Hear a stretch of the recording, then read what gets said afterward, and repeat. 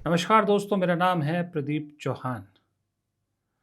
ममता बनर्जी ये एक ऐसा नाम है जो बीजेपी के लिए पिछले कई सालों से सिरदर्द बना हुआ है और आज भी सिरदर्द बना हुआ है। ममता बनर्जी वो नाम है जो इस देश में मेरे ख्याल से राजनीतिक रूप में मोदी को सबसे ज़्यादा और सबसे बेहतरीन तरीके से ट्रोल करती है। ममता बनर्जी वो नेता हैं जो बीजेपी की हर चाल का उन्हीं के अंदाज में न सिर्फ जवाब देती हैं बल्कि हर बार पटखनी भी देती हैं। अगर राजनीति करती है बीजेपी तो वो राजनीति के तौर पे जवाब देते हैं, और अगर बीजेपी नौटंकी करने की कोशिश करती है तो ममता बनर्जी बताती है कि मैं आपसे बड़ी नौटंकीबाज हूं। यही इस बार भी हो रहा है। पिछली बार के विधानसभा चुनाव में प्रधानमंत्री का दीदी ओ दीदी एक शब्द ममता बनर्जी ले उड़ी थी और उसके बाद पूरा चुनाव पलट दिया था उन्होंने। मां माटी मानुष बनाम गुजराती। इस बार भी ममता बनर्जी उससे ज्यादा खतरनाक हो गई। इस बार ममता बनर्जी चुनाव की तिथियां अनाउंस होने से पहले ही इस चुनाव का लेवल ऊपर कर चुकी है। एसआईआर से जो शुरुआत की थी सरकार ने ममता को घेरने की, ममता बनर्जी वो मुख्यमंत्री बनी जो जाके कोर्ट में, अदालत में, सुप्रीम कोर्ट में पैरवी करने पहुंच गई खुद। सोचिए, वहां से वो पता लगता है कि ममता बनर्जी कितने दमदार तरीके से इस बीजेपी के खिलाफ खड़ी होती है। वो बस ना चला तो सीईसी को पश्चिम बंगाल के दौरे पर रवाना कर दिया और पश्चिम बंगाल में इतना विरोध ज्ञानेश कुमार जी को, अपने ज्ञानी बाबा को झेलना पड़ रहा है जो शायद उन्होंने सोचा भी नहीं होगा।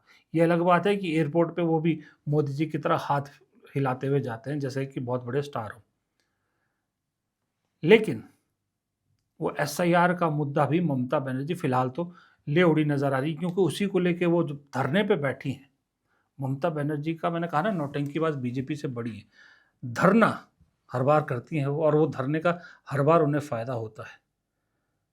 और उस धरने पर क्या असर उस धरने का हो रहा था, ये इस बात से पता लगा कि जब राष्ट्रपति को राजनीति में घसीटा गया, राष्ट्रपति ने वो बयान दिया कि ममता बनर्जी मुझे बंगाल नहीं आने देती, और उस बयान को बीजेपी का ले उड़ना, उस बयान को प्रधानमंत्री का ले उड़ना, उस बयान को बार बार गृह मंत्री और हम प्रधानमंत्री वाला जिक्र करना चुनावी सभाओं में, सब कुछ ममता बनर्जी को ट्रिगर करने के लिए बहुत था।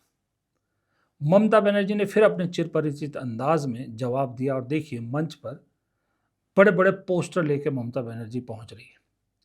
पोस्टर भी क्या, मोदी जी बैठे हैं, आडवाणी जी बैठे हैं और राष्ट्रपति खड़ी है।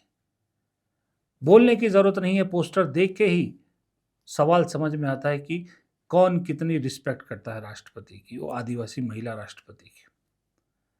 उसके बाद ममता बनर्जी वो आदिवासी कार्ड था ना, उसकी कार्ड के लिए आदिवासी महिलाओं के साथ उसी मंच पर डांस भी करती है। और डांस करते जरा ममता बनर्जी के चेहरे के हाव भाव देखिए। ये हाव भाव पूरी कहानी बता रहे हैं कि ममता बनर्जी इस वक्त कितनी खतरनाक तपी पड़ी है। वो कहते हैं ना कि आप बेशक बहुत बड़े तुर्रम खां शिकारी हो, आपके पास बड़ी से बड़ी बंदूक हो, लेकिन जंगल में अगर जाओ तो कभी भी घायल शेरनी से सामना मत करना, घायल शेरनी से पंगा मत लेना, वरना कहीं के नहीं रहोगे। और बीजेपी बार बार ये गलती करती है कि ममता बनर्जी को घायल कर देती है। इस बार तो बहुत ज़बरदस्त तरीके से घायल किया। तो ममता बनर्जी ने अभी से चुनावी तापमान न सिर्फ बढ़ाया है बल्कि मोदी जी से सवाल उठा रही हैं कि आप कौन होते हैं ये कहने वाले कि हम महिला दिवस मनाएं या ना मनाएं। Everybody. So that is just only I clarified, because Prime Minister tweeted that why we are celebrating International Women's Day 1,000 times, scores of times. We will celebrate. We have to give respect to our brothers and sisters both. If sisters are not there, mothers are not there, if brothers are not there, who will live this country? Who will run the family? Who will run the society? Please think about that. You don't have any right to criticize us that why we are celebrating International Women's Day. It is not today.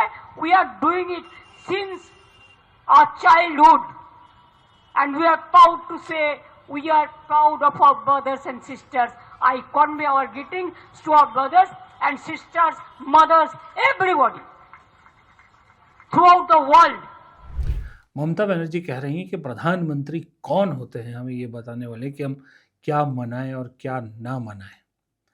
लेकिन एक चीज़ clear दिख रही है इस बार भी चुनाव में कि बीजेपी में एक सबसे बड़ी कमी जो खल रही है बीजेपी को वो ये है कि पश्चिम बंगाल में कोई भी चेहरा बीजेपी अब तक नहीं खड़ा कर पाई है जो ये ममता बनर्जी के माँ माटी मानुष के मुकाबले खड़ा हो सके। ममता बनर्जी इस बार भी चुनाव ले उड़ी हैं। बंगाल की बेटी ममता वर्सेस दिल्ली के या गुजरात के मोदी शाह, गुजरात लॉबी, ये उन्होंने बना दिया है चुनाव। ये उन्होंने चुनाव बना दिया है कि यहाँ की बेटी को तंग किया जा रहा है, यहाँ की बेटी को, यहाँ की एक महिला मुख्यमंत्री को निशाना बनाया जा रहा है, क्योंकि देश में इस वक्त विपक्ष में अकेली महिला मुख्यमंत्री है। तो इस तरह का नैरेटिव गढ़ने में ममता बनर्जी का हाथ नहीं पकड़ सकती बीजेपी। और ममता बनर्जी जब चुनाव को भाषा में, अंदाज में, जेस्चर्स में, रैलीज में, एक्शन में, नौटंकी में, हर चीज में बीजेपी पर भारी रहती ही रहती है। इसीलिए बीजेपी की खींच और बढ़ जाती है कि मोदी जी थक गए लेकिन ममता को मात नहीं दे पा रहे। साम दाम दंड भेद सब अपना लिए गए हैं लेकिन ममता को मात नहीं दे पा रहे। सबको मोदी जी ने मात दे दी लेकिन ममता बनर्जी से हर बार मुंह की खानी पड़ती है। जबकि कोशिश स्टालिन को भी पटकने की कर रहे हैं जबकि वहाँ कोई वजूद भी नहीं है। वो इतना शायद नहीं चुभता केरल और तमिलनाडु का जितना बीजेपी को ये पश्चिम बंगाल चुभता है। और पश्चिम बंगाल वो चाहते हैं कि किसी भी हाल में उनके हाथ में है। लेकिन ममता, मैंने कहा ना, वो शेरनी है, घायल शेरनी है, अब तो डबल घायल शेरनी है कि जो अपनी मान के आसपास भी बाहरी लोगों को फटकने नहीं देती।